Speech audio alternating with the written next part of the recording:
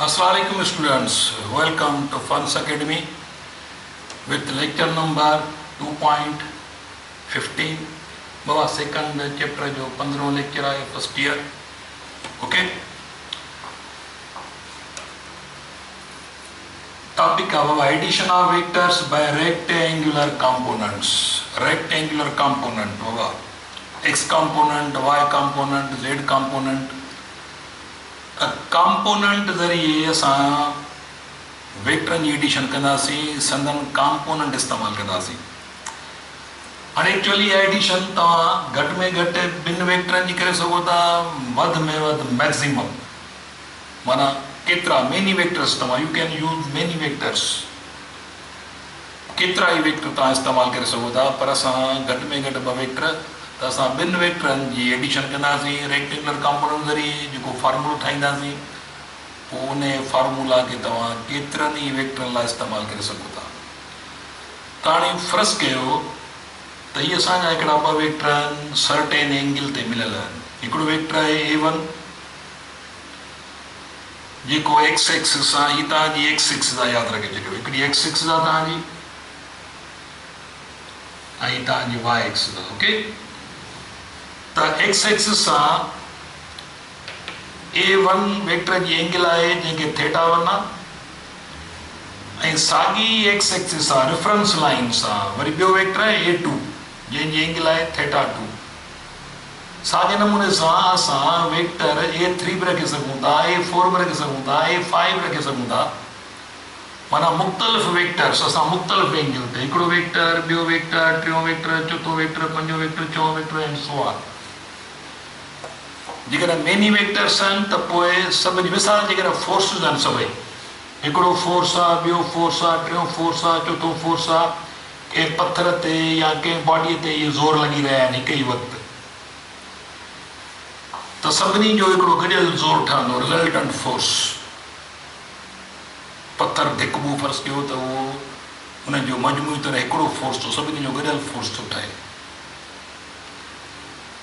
इहो त थियो फोर्स, पर इहो लाज़मी न आहे त रुॻो फोर्स हुजे. हीअ जनरल डिस्कशन आहे. कहिड़ा बि वेक्टर तव्हां कीअं था एड कयो वञे भई रेक्टेंगुलर कंपोनेंट. हुन लाइ असां पहिरियां असां फिगर खे फॉलो कंदासीं. असां ग्राफिकल तरीक़ो इख़्तियार करे पोइ उनखे स्टेप वाइज़ पोइ उन मां फार्मूलो ठाहींदासीं. त हाणे उहो कहिड़ो तरीक़ो आहे त असां पहिरियां हिन जो ग्राफिकली असां हिननि खे एड कंदासीं. पहिरियां अचो ॾिसो, इहो तव्हां साॻियो ई यानी कार्टेशियन कोऑर्डिनेट सिस्टम ठाहियो. ही वाई एक्सिस, ओके, ही तव्हांजी एक्स एक्सिस, ही तव्हांजी एक्स एक्सिस. हाणे स्टेप वाइज हलंदासीं. स्टेप 1, स्टेप नंबर 1 ग्राफिकली था पहिरियां कयूं. Add A1 and A2 according head to tail method. Add A1 and A2 according head to tail method. Head to tail method, and their resultant will be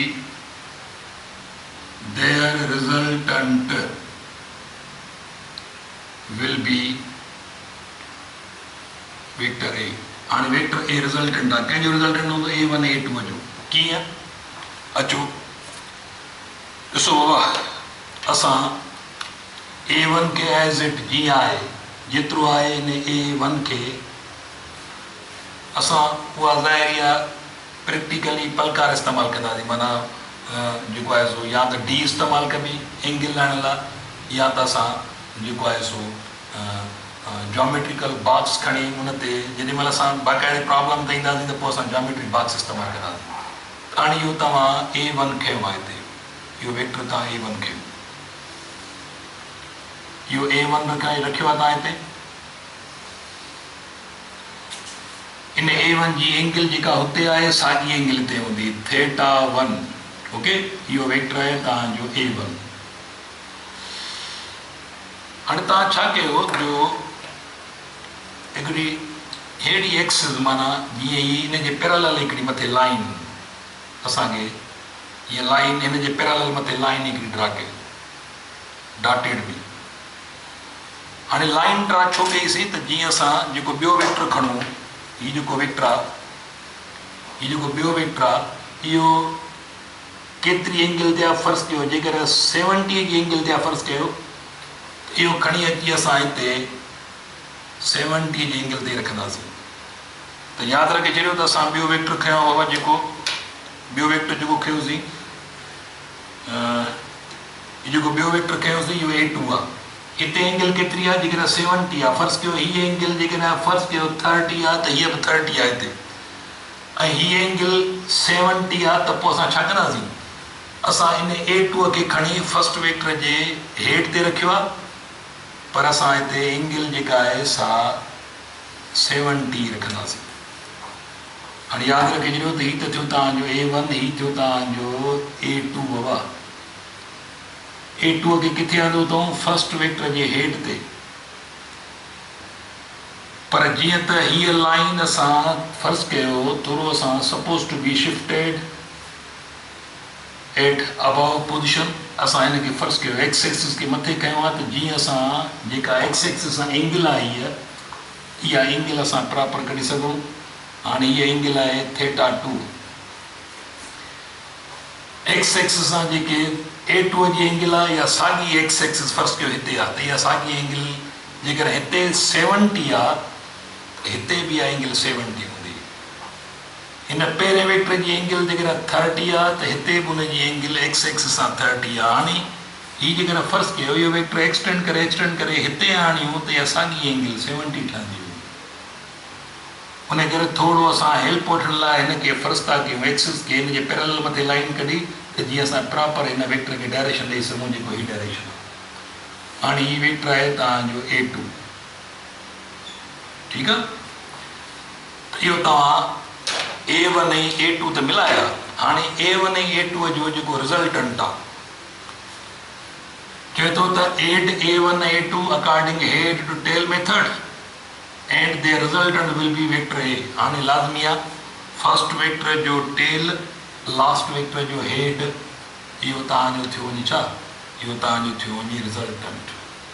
हाणे इहो resultant असां draw कयो हीउ तव्हांजो resultant vector आहे जेको vector A आहे इहो तव्हांजो रिज़ल्टेंट वेक्टर आहे। मां हाणे हिन लाइन खे जेको आहे सो ड्राए थो छॾियां हीउ तव्हांजो हीअ एंगल थीटा ड्राए थो छॾियां ज़रूरत न आहे हींअर हीअ अॻिते हली असां त हाणे हीउ तव्हांजो बाबा यादि रखे छॾियो मां थोरो फिगर खे अञा क्लियर करण लाइ जेकर मां हीअ लाइन ऐं ॿी लाइन हीअ आहे एक्चुअली हिन A1 जे बाबा हेठ ते A2 असां मिलायो आहे लाज़मी आहे हिते हीअ टेल खणी हिते रखिणो आहे थींदो हीअ फिगर डेवलप थींदी। A1 ऐं A2 जो रिज़ल्टेंट हाणे A आहे। हाणे हिन A जेको वेक्टर आहे जेको हीउ A वेक्टर आहे हिन A वेक्टर जो मैग्नीट्यूड माना हिन जी लेंथ लाहिणी आहे। इहो एक्चुअली जोड़ आहे A1 जो हिन जी लेंथ कीअं लाहिणी आहे हिन जी लेंथ लाहिणी आहे हिन जो मैग्नीट्यूड माना लेंथ माना मैग्नीट्यूड हिन जी लेंथ लाहिणी आहे कॉम्पोनेंट मां कंहिंजा कॉम्पोनेंट A1 जा ऐं A2 जा कॉम्पोनेंट ठाहींदासीं रेक्टेंगुलर कॉम्पोनेंट्स ओके। त उन लाइ इहो पहिरियों स्टेप हो स्टेप नंबर 2 हाणे स्टेप 2 में Step 2 resolve A1 into rectangular components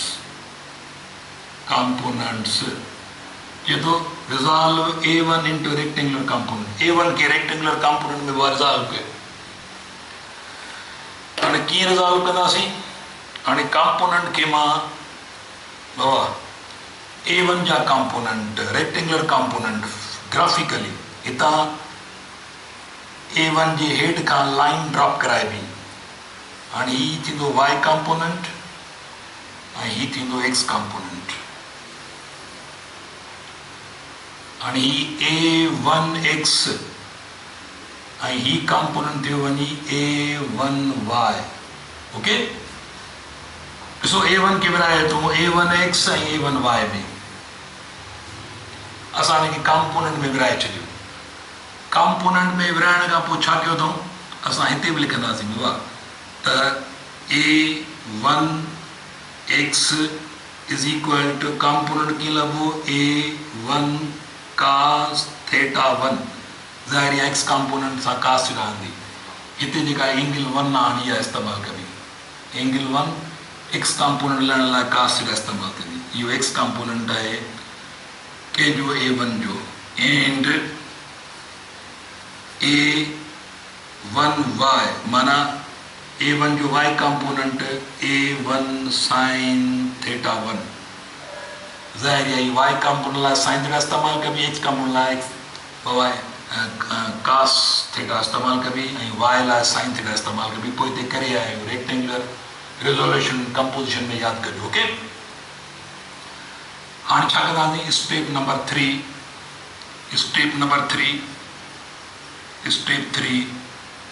resolve. Step number 3 resolve A2 into rectangular components। A2 के रेक्टेंगुलर कंपोनेंट में विरायो। अचो छा कंदासीं बाबा A2 के असां लाइन कराईंदासीं था A2 जे हेड खां लाइन करायो।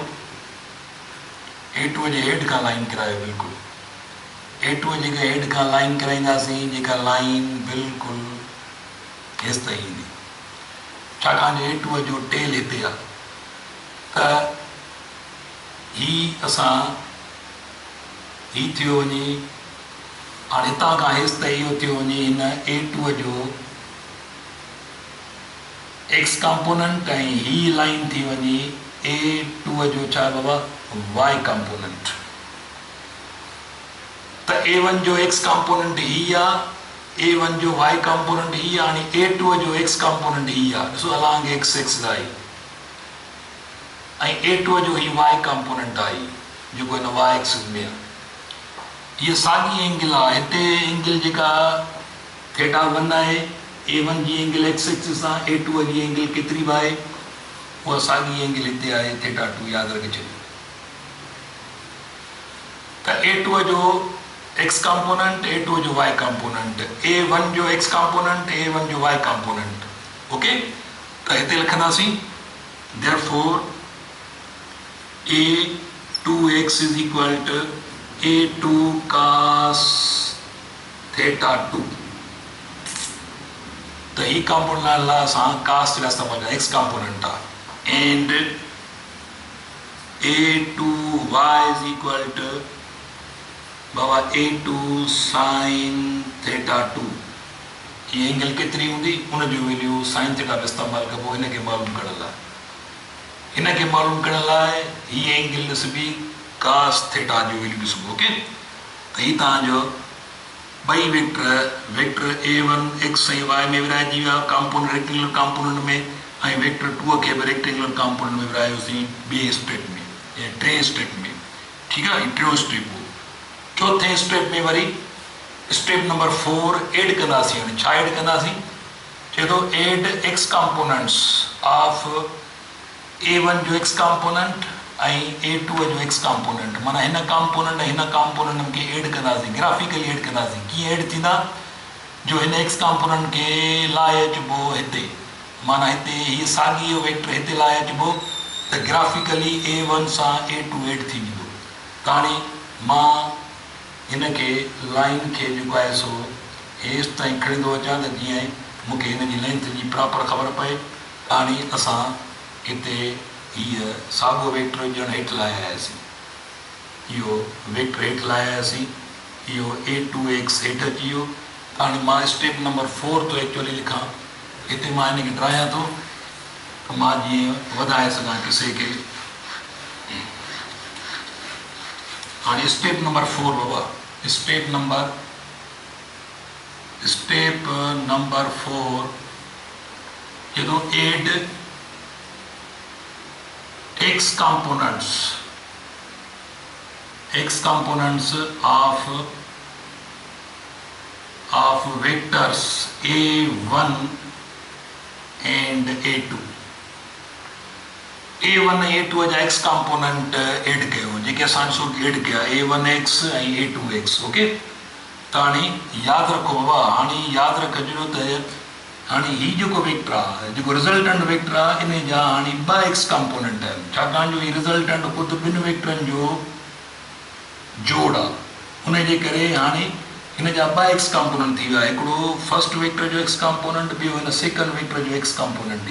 ओके, हाणे यादि रखिजो त ही टोटल लाइन जेका थी हितां खां वठी हेसि ताईं जेका लाइन थी, इहा टोटल लाइन x कंपोनेंट आहे। इहो कंहिंजो x कंपोनेंट आहे? ॾिसो हिन वेक्टर रिज़ल्टेंट वेक्टर जो, हाणे हिन रिज़ल्टेंट वेक्टर जो जेकॾहिं x कंपोनेंट ड्रा कंदासीं त हितां लाइन ड्रा कंदासीं जेका हिते अची छुहंदी, त इहा टोटल लाइन हाणे x कंपोनेंट आहे। कंहिंजो x कंपोनेंट आहे? हिन वेक्टर a जो, माना ax is equal to resultant vector जो x component is equal to उन में a1 बची वियो ऐं प्लस उन में a2x बची वियो। ओके, हाणे देयरफॉर रिज़ल्टेंट जो x कंपोनेंट उन में ॿिन्ही कंपोनेंट जी एडिशन आहे शामिल, a1x प्लस a2x और ax कंपोनेंट, रिज़ल्टेंट जो x component is equal to a1 cos θ1, पोइ हिते करे आहियूं त a1x छाजे बराबरि आहे? a2x, a2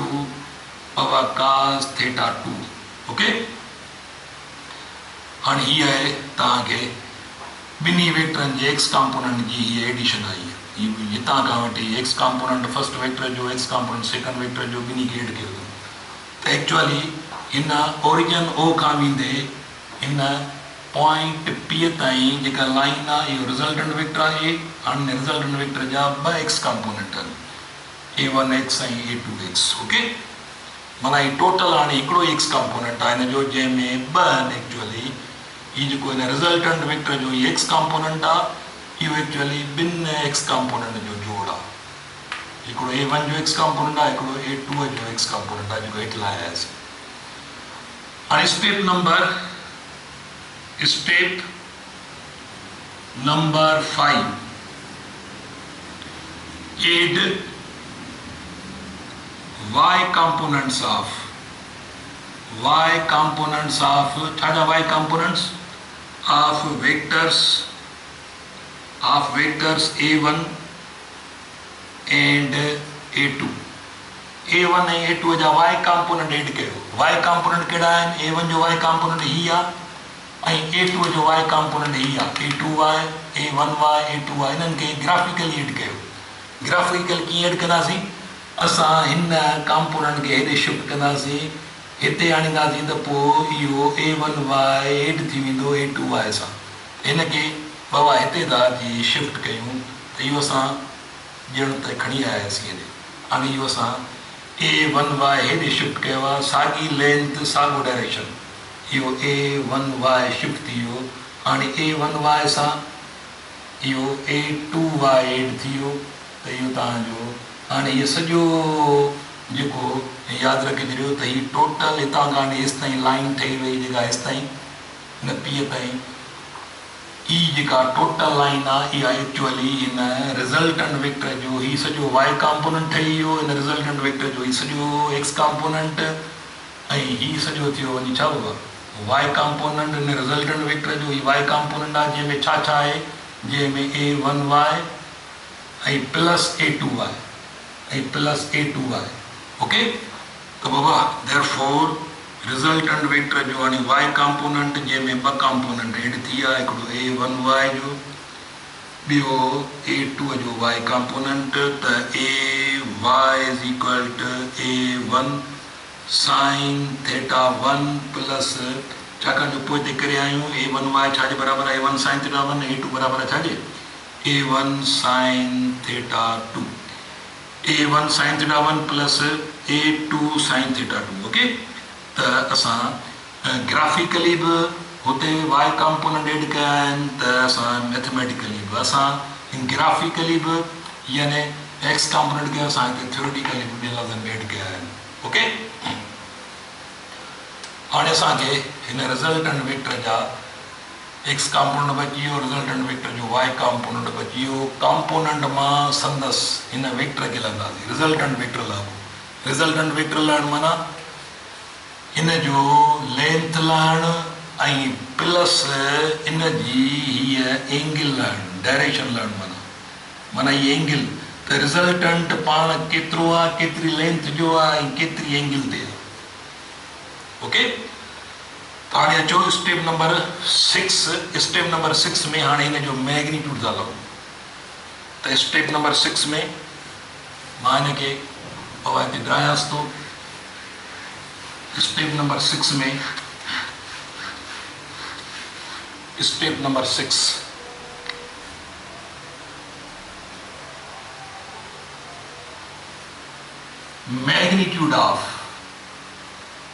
magnitude of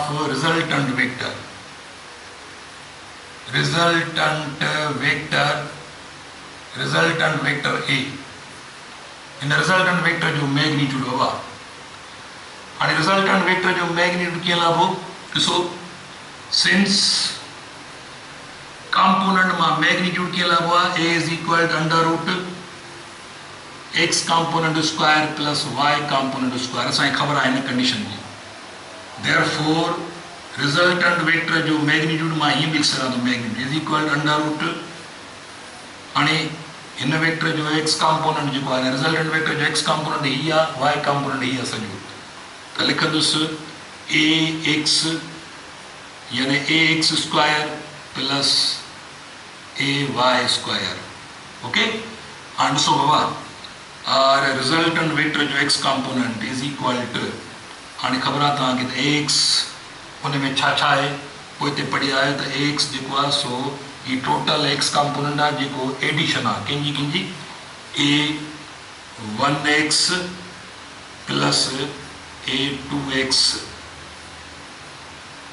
square plus a1y plus a2y square okay अञा बि मैग्नीट्यूड रिजल्टेंट वेक्टर जो is equal to under route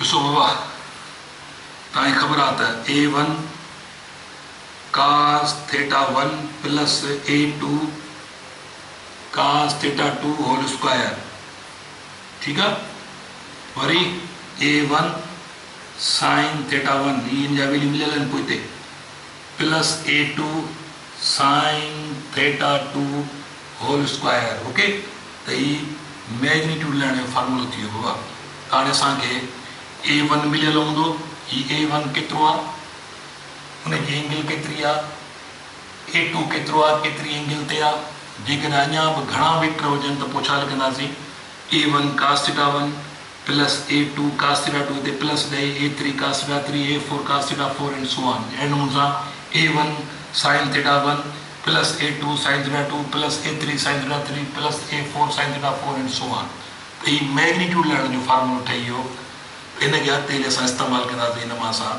त जेकॾहिं हिन रिज़ल्टेंट वेक्टर मिलियल यानी मेनी वेक्टर मिलियल आहिनि त पोइ असां बेसिकली ग्राफिकली असां इहे फिगर ठाहे असां हीअ इक्वेशन ड्राइव कई आहे हाणे सुभाणे प्रॉब्लम ईंदो त हीअ इक्वेशन इस्तेमालु कबी हिन खे इस्तेमालु न कबो इक्वेशन इस्तेमालु कबी ओके रेक्टेंगुलर कंपोनेंट ज़रिए असांखे मिलियल हूंदो पहिरियों वेक्टर केतिरो आहे केतिरी एंगल ते आहे ॿियो वेक्टर केतिरो आहे केतिरी एंगल ते आहे टियों वेक्टर केतिरो आहे केतिरी एंगल ते आहे जेकॾहिं टियों बि आहे पर घणो करे ॿ वेक्टर प्रॉब्लम आहे त ॿिनि वेक्टरनि ते मुश्तमिल हूंदो आहे छाकाणि जो टे वेक्टर ॾींदा त हिन में टाइम वधीक ख़र्च थींदो आहे ॿियो कुझु कोन्हे को इन नमूने सां a1 केतिरो आहे हुनजी y कंपोनेंट जी माना a1 केतिरो आहे हुनजी एंगल sin थीटा 1 केतिरी आहे a2 त एंड सो ऑन इहो सिलसिलो हलंदो ही ब्रैकेट में स्क्वायर आहे त ही मैग्नीट्यूड थियो वञी रिज़ल्टेंट वेक्टर जी हीअ लेंथ कीअं लहिबी इन लाइ ही फार्मूला आहे। इन रिज़ल्टेंट वेक्टर जी लेंथ माना हीअ लेंथ कीअं लहिबी, हीअ लेंथ कीअं लहिबी, हीअ लेंथ कीअं लहिबी रिज़ल्टेंट वेक्टर जो ही मैग्नीट्यूड आहे। हाणे वरी जेको रिज़ल्टेंट जेको मजमूई तौर मेनी वेक्टर्स आहिनि, हिकिड़ो फोर्स सभिनी जो गॾियल हिकिड़ो फोर्स आहे त उनजी एंगल केतिरी थी ठहे, उहा एंगल केतिरी आहे, कहिड़े डायरेक्शन में थो हिकु सिंगल वेक्टर अप्लाई थिए, केतिरो फोर्स थो हिकु ई पोज़ीशन ते फोकस थिए, माना इहो रिज़ल्टेंट वेक्टर जी जेका एंगल या कीअं लहिबी एक्स एक्सिस सां।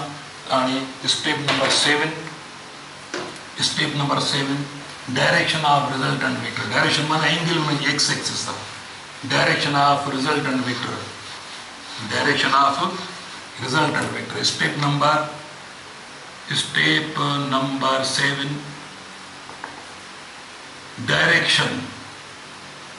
Direction of resultant vector. Resultant vector ए, ये रिज़ल्टेंट वेक्टर ए आहे बाबा, ठीक है। इन जो डायरेक्शन आर या वरी angle theta, R angle theta के सां with x axis, x axis सां एंगल विथ एक्स एक्सिस सां एंगल केतिरी आहे, ओके। हाणे ॾिसो बाबा, असांखे ख़बर आहे त कॉम्पोनेंट मां हिकिड़ो वेक्टर आहे, उनजे कॉम्पोनेंट मां एंगल यानी डायरेक्शन लहण जो फॉर्मूलो कहिड़ो आहे, असांखे ख़बर आहे theta is equal to tangent inverse, पोइ हिते करे आहे y component upon x component. हाणे हिते therefore angle theta is equal to tangent inverse बाबा वाई कॉम्पोनेंट माना ए जो वाई कॉम्पोनेंट, ए जो एक्स कॉम्पोनेंट। इन रिज़ल्टेंट वेक्टर जो ये एक्स कॉम्पोनेंट आहे, वाई कॉम्पोनेंट आहे। पर हाणे जेको रिज़ल्टेंट वेक्टर जो वाई कॉम्पोनेंट आहे उहो ॿिनि सब वेक्टर जो माना ॿिनि कॉम्पोनेंट जी एडिशन आहे, जंहिंमें हिकिड़ो A1 साइन थीटा 1 आहे प्लस ॿियो छा आहे बाबा A2 साइन थीटा 2 आहे। ए वाई जा ॿ कॉम्पोनेंट आहिनि, ओके, यानी वाई कॉम्पोनेंट जा ॿ कॉम्पोनेंट आहिनि। साॻे नमूने सां एक्स कॉम्पोनेंट जा ॿ कॉम्पोनेंट आहिनि। हिन रिज़ल्टेंट जो जेको एक्स कॉम्पोनेंट आहे टोटल उन जा ॿ कॉम्पोनेंट पोइ हिते कढी आयासीं, A1 cos theta 1 plus A2 cos theta 2, okay. हिनखे मां त इहो जेकर अञा ॿिया बि वधीक वेक्टर हूंदा त पोइ A1 sine theta 1, A2 sine theta 2, A plus A3 sine theta 3, अहिड़े नमूने सां A1 cos theta 1 plus A2 cos theta 2 plus A3 cos theta 3 and so on. त हीअ रिज़ल्टेंट वेक्टर जो बाबा डायरेक्शन लहण जो फॉर्मूलो अची वियो। त वैल्यूज़ मिलियल हूंदा त पहिरियों वेक्टर केतिरो आहे, साइन में हुनजी एंगल, ॿियो वेक्टर केतिरो आहे, केतिरी एंगल ते आहे, पहिरियों वेक्टर केतिरो आहे, केतिरी एंगल ते आहे। अहिड़े नमूने सां इहो वेक्टर मिलियल हूंदा, उन जूं एंगल मिलियल हूंदियूं। असां हीअ फार्मूला इस्तेमालु करे असां हीअ जेको हिकिड़ो मजमूओ थो ठहे सभिनी वेक्टरनि जो हिकिड़ो रिज़ल्टेंट वेक्टर ठहंदो, उनजो उहो कहिड़े डायरेक्शन में आहे, इहो उनजो डायरेक्शन आहे, माना जोमेट्रिकली उनजी एक्स एक्सिस सां माना एंगल कहिड़ी आहे। त इहे तव्हांजा 7 स्टेप आहे। त 7 स्टेपनि ज़रिए असां हवायो इनखे टॉपिक ई छा addition of vectors by rectangular components. हाणे असां 2 वेक्टर इस्तेमालु कया A1 ऐं A2। असां जेकॾहिं टियों वेक्टर बि हुजे हा त हीअं एड कयो आहे त पोइ लाज़मी आहे फिगर अञा वधीक वाइड थिए हा, असांजो टाइम वधीक ख़र्च थिए हा। उन करे ओवरऑल इहा साॻी अरेंजमेंट आहे। जेकर वधीक वेक्टर हूंदा पोइ असां वधीक एड कंदा वेंदासीं। हिते ई A1 sine theta 1, A2 sine theta 2, A3 sine theta 3, A4 sine theta 4 अहिड़े नमूने सां कास जा ॿिया बि कॉम्पोनेंट हूंदा एड कंदा वेंदासीं।